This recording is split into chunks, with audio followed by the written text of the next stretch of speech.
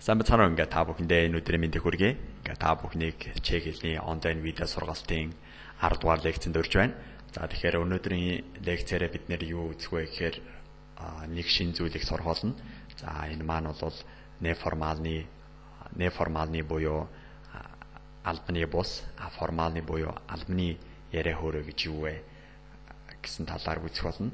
За тэгээ жишээлбэл одоо ингээд хэрв одоо юу гэдэг та найз нөхөдтэйгөө ч юм уу эсвэл ямар нэгэн үе тэнгийнхаа хүнтэй харьцаж байхад бол яа хэрэгцээ эсвэл яа бодшоо буюу гэх мэт чинь зүгээр шууд одоо өөрийн хэрэгтэй зүйлээ бол шууд хэлчих болно. Яа тэгвэл тэр бол нэг албаны бус зүгээр энгийн яриа хөөрөө харин одоо шилбэл юу гэдэг одоо ур шат ч юм одоо иймэрхүү офисын газар ороод бас яг тиймэрхүү хэрэглэхээр ямар нэгэн одоо тийм албаны яриа хөөрөө дээр бол аль болох тийм ээлдэг боловсон албан ёсны үг хэллэг ашигладаг. За энэ маань бол ябих ихтэй ябих боцрё бовал гэх юм уу гэх мэтчнэр албан ёсны үг яриа хэрэглүүл таны ажил бүтгэн илүү болж өгдөг. За тэгээд бид нэр өмнөх хичээлүүдээр өнгөрсөн цагийн талаар үзсэн. Тэгэхээр бид нэр өнгөрсөн цаг дээр бол L форма гэдэг зүйлийн талаар ярьсан. Энэ маань болохоор үйл үгийн дараас ямар нэгэн үйл үгийг өнгөрсөн цагаар илэрхийлэхийн тулд одоо infinity form дээр нь L-ийг нэмээд өгч байгаа. Одоо юу гэдэг потребовал хийхдээ бол одоо өшөө працовал гэдэг маань працовал гэд болж байгаа. За тэгэхээр энэ формалны форм дээр болохоор ерөөсөө өнгөрсөн цагтаа бол ижилхэн одоо ябих хийхдээ буюу одоо нэлээ муухай бичиж байна. За ябих хийхдээ тий тибис хийхдээ L форма ямар ч үйл үг болж байж болно шүү дээ. Она хийхдээ нэг бүх хийгдээла ми би хом хийгдээли яа тэгвэл энэ маань олон том дээр байгаа болохоор араас нь и залгаж өгнө. VB-стэй хийгдээли оны би хийгдээли гэд болж өгнө. Тэгэхээр ерөөсөө та бүхний чийжлэх ёстой юм маань бол энэ би хом гэдэг одоо яг энэ төлөөнийхөө хүүхдэйгээ хамт чийжлэх одоо ми би хом гэд чийжлэх буюу одоо мэдчих хэвээр. За жишээ рүүгээ орохоос өмнө та бүхэнд юу гэж хэлэх гээд байна гэхээр одоо яби хийхтэл ч юм уу энэхүү хэлбэр маань хэдийгээр яг өнгөрсөн цаг шиг харагдаж байгаа боловч ямар ч өнгөрсөн цагийн утгыг илэрхийлэхгүй байгаа шүү. Энэ маань харин өгүүлбэрийг таны хэлэх гээд байгаа санааг хамгийн гол нь ээлдэг боловсон илүү албан ёсны болгож хэлж байгаа шүү гэдгийг та бүхэнд ойлгуулахыг зорьсон юм. За тэгэхээр бүгдээрээ одоо жишээ рүүгээ анхаарлаа хандуулцгаая. Жишээлбэл одоо мэдээж цагдаа дээр очиод виза сунгаж байгаа. За мэдээж яа хийхцээ продолжит визум гэд энэ бол хэрэгжилж болно. Энэ бол тэ одоо хэрэглэдний ниш батнэ. Гэхдээ арай илүү илүү боловсон одоо юу гэдэг нэг одоо албан ёсны болохыг хүсэх юм бол одоо я бих гэд тэгээ хийхдээ продолжит визум гэх юм бол тэ уучлаарай би виза сунгах гэсэн юм гэд илүү албан ёсны болж өгч байгаа. За тэгэхээр ерөөсөө бусад цаг дээр одоо энэ дээр бол бусад цаг дээр хувирсан байна. Бусад төлөөний үг дээр хувирсан байна. TBS хийхдээ продолжит визум гэх юм бол чи виза сонгохыг хүсэж байна гэдгийг хэлдэг формоор хэлж байна гэдэг. Ингээд та бүхэн жишээнүүдийг анзаарах ба. Тэгэхээр одоо жишээлбэл мэдээж та бас дарга дээр очиод аль миний цалин нэм гэж хэлвэл бас онцгүй. Харин тэрний хооронд те шефэ яби хийхдээ зэвишит свой плат гэх мэтчлэнгээр та ээлдэг асуугаад цалингаа нэмүүлж болох юм аа. За сая бүгдээрээ бистэй би хом гэд яаж хэрхэн ээлдэг хэлэх талаар сурсан.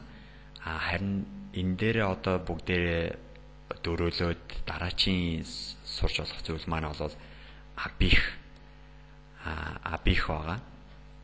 За абих гэдэг нь абих, абистэй, аби гэд энэ маань маш их адилхан харагдаж байгаа боловч та бүхэн анзаарах хэрэгтэй шүү. Өмнө нь болохоор бүгдээрээ бих гэж үзсэн болол одоо бол абих гэдэг дандаа урдаан аатай байгааг бүгдээр анзаарах хэрэгтэй. За тэгэхээр энэ абих, абис, аби, абихом, абистэй, аби гэд өгүүлбэрт бол маш их гарч ирдэг. Энэ маань ямар үүрэгтэй вэ гэхээр спойкагийн үүрэгтэй. Энэ маань юу гэсэн үг гэхээр хоёр өгүүлбэрийг хооронд нь холбож өгч байна. За түрүүчийн хичээлээр бид нэр бас нийлмэл өгүүлбэрийн талаар ярилцсан. Хэрхэн нийлмэл өгүүлбэр бүтээж болох уу гэд J-г ашиглаад бүтээж исэн. Өнөөдөр болохоор бүгдээрээ энэ нэрхүү абих, абисийг эднэрийг ашиглаад хэрхэн бас хоёр өгүүлбэрийг нийлүүлж болох талаар үздэгэ. За тэгэхээр жишээлбэл Монгол дээр та миний визийг сонгож өгөхийг хүсэж байна гэсэн тийм санаа хэлье гэж бодъё л доо. Энийг чэктээр хэрхэн хэлэх вэ? За тэгэхээр энэ дээр бол бүгдээр харж байна. Сонгож өгөх хүсэж байна гэдэг. Энэ бол нэгдүгээр өгүүлбэр, хоёрдугаар өгүүлбэр. Хоёр өгүүлбэр байгаа. Энэ хоёрыг ямар нэгэн байдлаар спойко буюу холбож өгөх хэрэгтэй. Тэгэхээр бид нэр бол хүсэж байна гэхийг бол яг хийхцээ гэдгийг бол мэднэ. Виз сонгох гэдэг бол прологжитэй, моя визум. Яадаг бол та буюу цагдаа гэдэг прологжитэй гэдэг. Тэгэхээр хэрхэн энэ хоёрыг нийлүүлэх вэ гэхээр ерөөсөө энд байна. Тэгэхээр я хийхцээ абистэй, моя визум продолжил. Тэгэхээр одоо юу гэдэг юм бэ?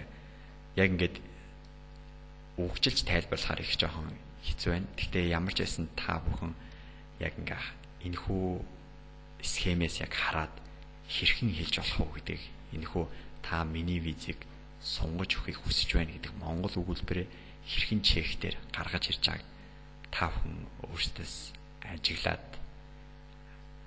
ажиглаад аваарай.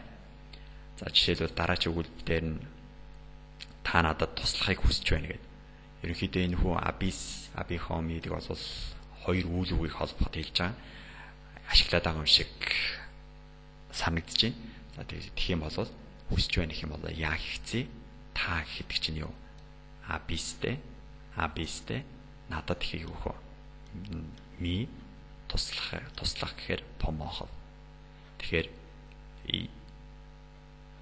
яа хийхцээ абистэй ми помохов гэх юм бол та надад туслахыг хүсэж байна гэсэн утгыг илэрхийлж байгаа шүү. За тэгэхээр энэ дээрээс одоо энэ хүү жишээн дээрээс бол бүгдийг харж байгаа. Хихтели абих им помохов. Тэгэхээр хихтели гэдэг маань тэднэр хүссэн. Тэгэхээр энэ дээр бол би эзэн би маань би тэдэнд туслахыг тэднэр надаас хүссэн гэсэн санааг илэрхийлж байна. Энэ дээр болохоор хихцээ абис помохла ч юм уу. Одоо жишээлбэл чиний найзлаа чи найзлаа та чи надад туслахыг би чамаас хүсэж байна гэх юм бол яа хихцээ абис ми помохол гэж хэлэх юм байна. Тэгэхээр тэр туслахыг хүсэж байна гэх юм бол яа хихцээ аби буюу тэр эрэхтэй хихтэй бол абихом гэх юм бол бид нэр тэдэнд туслахыг хүсэж байна. Хихцэмэ абистэй гэх юм бол сая үтсэн та хихцэмэ аби помохлох юм бол тэднэр туслахыг бид нэр хүсэж байна гэсэн санааг илэрхийлж байна. За тэгээд та бүхэн өөрсдөө яг ингээд хичээгээд судлаад үз. Тэгэх юм бол илүү тодорхой болно. Би болохоор та бүхнээс юу хүсэж байна гэхээр я хихцээ абистэй вшихний умнели чески. Тэ? Одоо бол би та бүхэн энэ үйлдвэрийг ойлгож байгаа гэдэгт бол найдаж байна. Тэ? та нар бүгдээрээ чех хэлээр ярьж чаддаг болохыг би хүсэж байна. За энэхүү ерөөлийн үгээр энэхүү хичээлээ өндөрлөе. За ингээд бүгдэнд нь амжилт хүсье.